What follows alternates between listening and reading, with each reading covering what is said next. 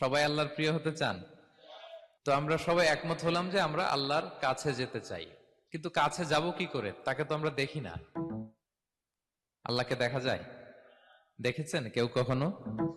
আওয়াজ করে বলেন, আল্লাহকে দেখেছেন কেউ? তো যাকে দেখি না তাকে কাছে যাব কি করে? একজনকে চিনি, চিনলেই না তার কাছে যাওয়া যায়, কি বলেন? আল্লাহকে দেখা যায় না। আল্লাহ বলেন, লা তুদরিকুহুল আবসার ওয়া হুয়া ইউদরিকুল আবসার ওয়া হুয়াল লতীফুল খবীর। পৃথিবীর কোন চোখ আমাকে দেখে না, কিন্তু আমি সব চোখগুলোকে দেখি। তিনি দৃষ্টির আয়ত্তে নন, দৃষ্টি তার আয়ত্তে। তিনি দৃষ্টির আয়ত্তে নন, বরং দৃষ্টিগুলো তার আয়ত্তে। তাকে দেখা যায় না, কিন্তু আল্লাহ তাআলাকে দেখা না গেলেও তাকে অনুভব করা যায় কি যায় না? আল্লাহ তাআলা বলেন, তোমার অনুভূতি দিয়ে তুমি বুঝবে যে আমি তোমার বড্ড কাছে। যে আয়াত দিয়ে আমি শুরু করেছি, আল্লাহ তাআলা বলছেন, ওয়া ইযা সাআলাকা ইবাদি আন্নী ফাইন্নী করিব। নবী হে, আমার বান্দারা যখন আমার ব্যাপারে জিজ্ঞেস করে আপনি বলুন ফাইন্নী করিব, আমি খুব কাছে। আল্লাহ কি দূরে না কাছে? সবাই বলুন, দূরে না কাছে? আল্লাহ বললেন, আমার বান্দারা যখন জিজ্ঞেস করে আমার ব্যাপারে আপনি বলুন আমি ফাইন্নী করিব, আমি কাছে। উজিবু দাওয়াতাদ দাঈ ইযা দাআন, কেউ যখন আমার কাছে দোয়া করে চায় আমি তার ডাকে সাড়া দেই। তাহলে এই আয়াত থেকে বুঝলাম আল্লাহ তাআলা কাছে। এখানে তো আল্লাহ কেবল কাছে বলেছেন, আরেকটা আয়াতে আল্লাহ বলেছেন আমি সবচাইতে কাছে, আমার চাইতে কাছে তোমার কেউ হতে পারে না। ওয়া নাহনু আকরাবু ইলাইহি মিন হাবিলিল ওয়ারিদ। আমাদের এখানে গ্রীবাস্থ একটা ধমনী আছে, এই ধমনীটা কেটে দিলে মানুষ মরে যায়। আল্লাহ বলে, তোমার এই ধমনীর সাহারক তোমার যত কাছে, আমি আল্লাহ তোমার তার চাইতেও বেশি কাছে। হাবলুল ওয়ারিদের তাফসিরে বেশিরভাগ এসেছে এখানকার সাহারক। কেউ কেউ বলেছেন হাবলুল ওয়ারিদ মানে আমাদের স্পাইনাল কর্ড, মানে আমাদের শির দ্বারা। এটার চেয়ে কাছে আর আমাদের কিছু হতে পারে না। আল্লাহ বলে, তোমার শির দ্বারা তোমার যত কাছে, আমি আল্লাহ তোমার তার চাইতেও বেশি কাছে। তাহলে বুঝতে পারলাম, যদিও আল্লাহ তাআলাকে দেখা যায় না, কিন্তু তাকে অনুভব করা যায়। আর তিনি বলেছেন তিনি কাছে, ডাকলেই তিনি ডাকে সাড়া দেন, আমরা চাইলেই তার কাছে যেতে পারি। তো আমরা কিভাবে আল্লাহর কাছে যাব, নৈকট্যপ্রাপ্ত বান্দা হব, এটা নিয়ে আমরা কিছু আলোকপাত করবো ইনশাআল্লাহ। আল্লাহ তাআলা পবিত্র কালামুল্লাহ মাজিদে আমাদেরকে জানিয়ে দিয়েছেন কিভাবে আমরা তার আরো কাছে যেতে পারি। এই ফর্মুলাটা কি, এই ইনস্ট্রাকশনটা, এই গাইডেন্সটা আল্লাহ তাআলা আমাদেরকে জানিয়ে দিয়েছেন।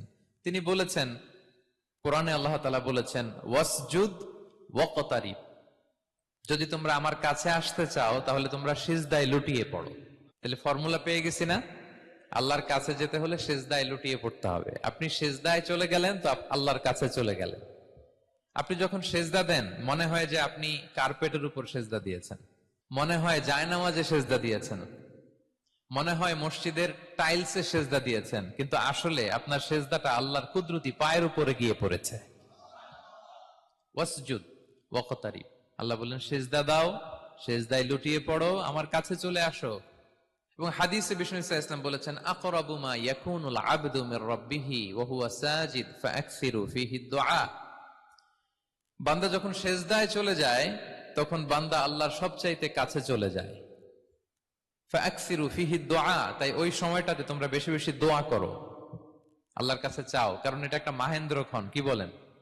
সেজদায় যখন চলে গেলাম আল্লাহর সবচেয়ে কাছে চলে গেলাম, বিষ্ণু শিখালেন এই সুযোগটা কাজে লাগাও, তখন বেশি বেশি কি করো? দোয়া করো। দীর্ঘ সময় সেজদায় পড়ে থাকার জন্য বিষ্ণু ইসলাম আমাদেরকে উৎসাহিত করেছেন। দীর্ঘ সময় তিনি সেজদা দিতেন। বিষ্ণু ইসলামের সেজদাগুলোকে আমাদের সেজদার মতো ছিল ভাই?